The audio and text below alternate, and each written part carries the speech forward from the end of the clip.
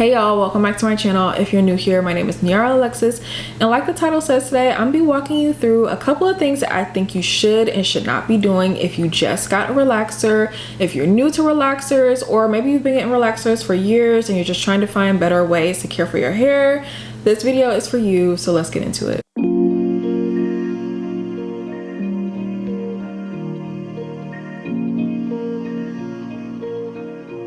If you relax your hair, I would stay away from hair color in general. Like any sort of processed color on your hair, I would not do it. Or at the very least, save it for a professional to do it for you. Let them touch it up. I would not be putting any box dye, trying to buy any sort of developer or anything at the beauty supply to lift your hair. Absolutely not. I would not be doing that at all. The only type of color that I apply to my hair is a rinse, and that's because it washes out in a couple weeks. It doesn't require any sort of like processing or heating.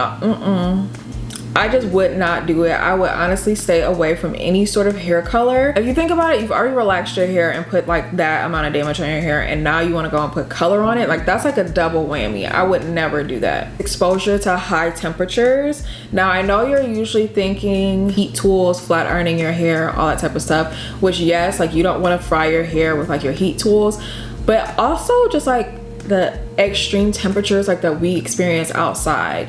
One of the reasons why I do not wear my hair out and relax in the summertime is because it's so hot, and I used to notice a lot of damage and breakage right at the crown of my head where the sun would beat down on my head in the summertime when I used to wear my hair out. So now I just put my hair away in braids because I do not even have to worry about that. And the same thing goes for the cold too. Like if it's very, very cold where you are, like in Chicago, sometimes that windshield be getting down to the negatives, like the super negatives, like double digits. First of all, I'm not going outside those days. But if I do have to go outside, I put my hair up in a way, like I'm tucking it into a hat or whatever. It's not going to be exposed to the cold at all. Like no look, or no matter how cute I'm trying to be, is worth me like frying my hair off from the sun or freezing my hair off because it's so cold. The sew-in. Now I know it might be tempting, and I actually have done this before, and this is why I'm telling y'all from experience. I relaxed my hair, got a sew-in, and then I got my like temples of my hair snatched out, and they've never been the same since. I'm just letting y'all know. So the thing is, you cannot put a lot of tension on your hair after you have like just relaxed your hair, because all that's gonna do, like your roots and your hair is like weakened, and it's in such a sensitive, delicate state.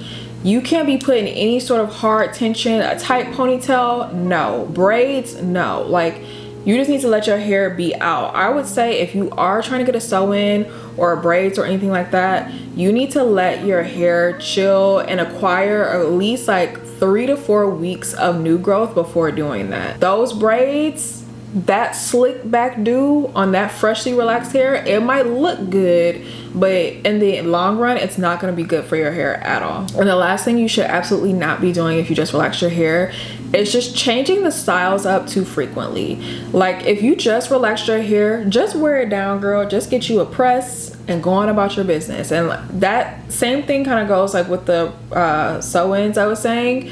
Give yourself at least like 3 to 4 weeks of your hair just kind of calming back down, because I don't think people realize like what you're actually inflicting on your hair when you do relax it. You are breaking down like the bonds and the structure of your hair. It needs a minute to just kind of like, okay, so now that we talked about some things that you should not be doing, let's talk about some things that you absolutely should do. Treatments and moisture, like those two should not even be a question. You should be applying some sort of treatment to your hair every single time you wash it, whether you wash your hair once a week like I do, every 2 weeks, but you should be doing something to your hair. This week I actually just did like a little like makeshift, my version of a hot oil treatment. If that video is not already up, it should be up soon. But you definitely need to be incorporating some regular like treatments into your hair care routine to keep your hair nice, soft, shiny, and supple. People always ask me like, how are you able to keep your hair so healthy looking, so thick looking, so shiny, so full, or whatever? It's because I do a treatment every single time. And also with moisture, like you need to find a way that works for like your hairstyle, like the way you like to style your hair. and to infuse moisture in that regularly. So for me, it's making sure I soak my scalp and my ends in a lot of Jamaican black castor oil right before I wash my hair. I've told y'all this a million times. You're probably so sick of me saying this, but clipping your ends. I don't know why we have the notion of like keeping our ends when they're dead. I was watching this video the other day and there was this older lady. She was older too. And she was like mad at the stylist for wanting to clip her ends, and her ends were so stringy. And like, I'm not, no shade to nobody, but I feel like those are the exact same people that would ask me, how do you get your hair to be so full? Well, cut that off, sis, and you might find out. For some of you, I feel like it's gonna be a rude awakening when you actually do try to go get your ends clipped, because your ends can split all the way up the shaft, and when your hair is that split and that broken, the only thing that is going to help it is a very extreme haircut. For me, what I like to do is give myself a dusting almost every time I wash my hair. I do have a video on it and it's linked down in the description bar below. Both of those things lead me to the next thing you should be doing, and that is having some sort of set routine.